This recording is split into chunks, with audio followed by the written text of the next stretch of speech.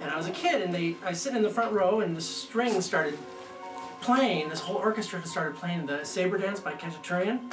Oh. I could not believe what I was hearing, and I said to myself, I would love to be able to do that. I would love to be able to compose music, and I had no idea. I wasn't even studying music. I just said, I would love to do that someday. If I could, I would be so happy. So then years progressed. I started learning how to play trumpet, and I was always fascinated by what all the other musicians in the band were doing. What were the clarinets playing? What were the trombones playing? I wanted to see how it all worked together. So I started just composing myself at home, trial and error, making lots of mistakes, and I just developed my abilities. Went to college for music and did all the theory. And compositionally and orchestration, I pretty much self-taught because they didn't really have that offered at college. So I just kind of taught myself trial and error, making mistakes. For songwriting, first of all, you have lyrics. And there's a form to a song. There's like verses, and then there's the hook and stuff like that. And songs are like 3.5 minutes long.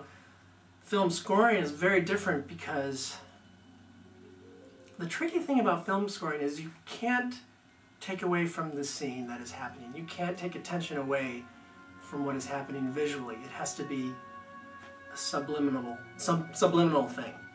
There's harmonies, there's chord progressions that can make a scene really beautiful and really romantic, and you got to be careful with those chord progressions because you don't want to throw in weird chords and it'll be like, well, what's going on?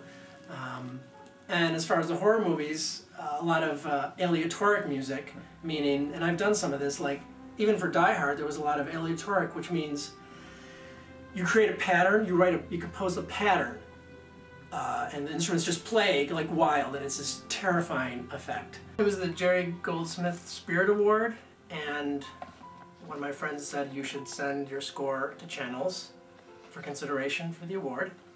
And I'm like, I think I will. And there were many categories, and there was a feature-length category, and out of the, I guess, many people, it's a worldwide competition, there was 5 people in the feature-length film, and I was nominated. I guess my favorite birthday is when my parents threw me a big birthday. It was the only birthday party I really ever had when I was 5 years old, and it was really fun. And they bought me this little piano, little toy piano. Kansas, "Carry On Wayward Son" is probably my favorite song. Okay, I got the job. Nat, you come over here. The first thing is we go through the movie and we spot the whole movie where the music starts and stops and the kind of music that you want for the scenes. Then I cry. I'm just kidding. There is this, believe it or not, it's part of the process, this trepidation. I am scared that I'm confident at what my abilities are, but I want to make sure that I do you justice. I want to make sure I do what you need. I want to do the best job I can possibly do. So I'm a little scared for one night, and then that goes away. And once I start, it becomes, say there's just the first scene, I usually go from beginning to end. Some other composers start in the middle, but I like to start from the beginning and go to the end. And I first look at the scene a lot, with just staring at the scene, and I try to think what is needed here without taking away from anything. I map it out on my digital performer software of where the music starts and stops, a couple of maybe cut points or hit points, and then I compose it all. And since it's a synthesized score, I have simulated orchestral sounds, and once you input everything, you have to make it sound really good, because if you just input it, it sounds kind of not good. You have to make sure things are quantized, meaning rhythmically precise, and make it sound smooth, add reverb, and make it sound lush, and try to make it sound as real as possible.